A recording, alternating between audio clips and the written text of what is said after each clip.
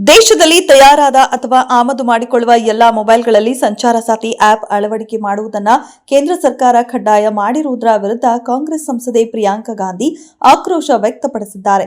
Cyber ವಂಚನೆ ವರದಿ ಮಾಡುವ ಕಾರ್ಯವಿಧಾನದ ಅಗತ್ಯತೆ ಇದೆ, ಆದರೆ ಮೊಬೈಲ್ಗಳಲ್ಲಿ ಸಂಚಾರ ಸಾಥಿ ಆಪ್ ಅಳವಡಿಕೆ ಕಡ್ಡಾಯಗೊಳಿಸುವಿಕೆಯಿಂದ ಬಳಕೆದಾರರ ಗೌಪ್ಯತೆ ಉಲ್ಲಂಘಿಸುವ ಸಾಧ್ಯತೆ ಹೆಚ್ಚಿದೆ ಎಂದು ಪ್ರಿಯಾಂಕಾ ಗಾಂಧಿ ಹೇಳಿದ್ದಾರೆ. ಸಂಪುಟ ಪುನರಾರಚನೆಯಾದರೆ ಮುನಿಯಪ್ಪ, ಮಹದೇವಪ್ಪ, ಪರಮೇಶ್ವರ್ ಎಲ್ಲರಿಗೂ ಗೇಟ್ ಪಾಸ್ ಸಿಗಲಿದೆ ಎಂದು ವಿಪಕ್ಷ ನಾಯಕ ಛಲವಾದಿ ನಾರಾಯಣಸ್ವಾಮಿ ಹೊಸ ಬಾಂಬ್ ಸಿಡಿಸಿದ್ದಾರೆ. ಡಿಕೆಶಿ ಯಾವತ್ತೂ ಕೂಡ ಸಿಎಂ ಸಿದ್ದರಾಮಯ್ಯ ಮನೆಗೆ ಹೋಗಿದ್ದವರಲ್ಲ, ಸಿದ್ದರಾಮಯ್ಯ ಕೂಡ ಯಾವತ್ತೂ ಡಿಕೆಶಿ ಮನೆಗೆ ಹೋಗಿಲ್ಲ. ಅಧಿಕಾರದ ಆಸೆಯಿಂದ ಸಿಎಂ ಕುರ್ಚಿ ಉಳಿಸಿಕೊಳ್ಳಬೇಕು ಎಂದು ಅವರ ಮನೆಗೆ ಹೋಗಿದ್ದಾರೆ ಎಂದು ವ್ಯಂಗ್ಯವಾಡಿದರು. ಮತದಾರರ ಪಟ್ಟಿಯ ವಿಶೇಷ ಸಮಗ್ರ ಪರಿಷ್ಕರಣೆ ಕುರಿತು ಚರ್ಚೆಗೆ ಒತ್ತಾಯಿಸಿ ಪ್ರತಿಪಕ್ಷಗಳು ನಡೆಸುತ್ತಿರುವ ಪ್ರತಿಭಟನೆಯ ಕುರಿತು ಕೇಂದ್ರ ಸಂಸದೀಯ ವ್ಯವಹಾರಗಳ ಸಚಿವ ಕಿರಣ್ ರಿಜಿಜು ರಾಜ್ಯಸಭೆಯಲ್ಲಿ ಪ್ರಮುಖ ಹೇಳಿಕೆ ನೀಡಿದ್ದಾರೆ.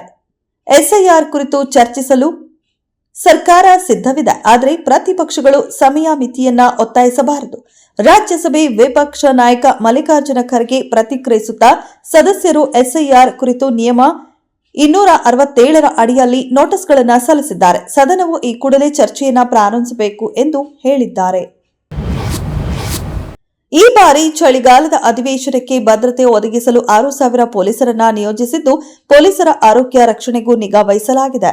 ಸುರಕ್ಷಿತ ವಸತಿ, ಗುಣಮಟ್ಟದ ಊಟ ಜೊತೆಗೆ ಸ್ನಾನಕ್ಕೆ ಬಿಸಿ ನೀರು ವ್ಯವಸ್ಥೆ ಮಾಡಲಾಗಿದೆ.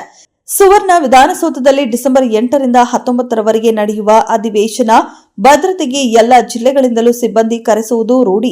ಸದ್ಯ ಬೆಳಗಾವಿಯಲ್ಲಿ ಕನಿಷ್ಠ ಉಷ್ಣಾಂಶ 14 ಡಿಗ್ರಿ ಸೆಲ್ಸಿಯಸ್ಗೆ ಇಳಿದಿದೆ. ಅಧಿವೇಶನ ವೇಳೆಗೆ ಕನಿಷ್ಠ 12 ಡಿಗ್ರಿಯವರೆಗೆ ಇಳಿಯುವ ಸಾಧ್ಯತೆ ಇದೆ ಎಂದು ಹವಾಮಾನ ಇಲಾಖೆ ಮುನ್ಸೂಚನೆ ನೀಡಿದೆ.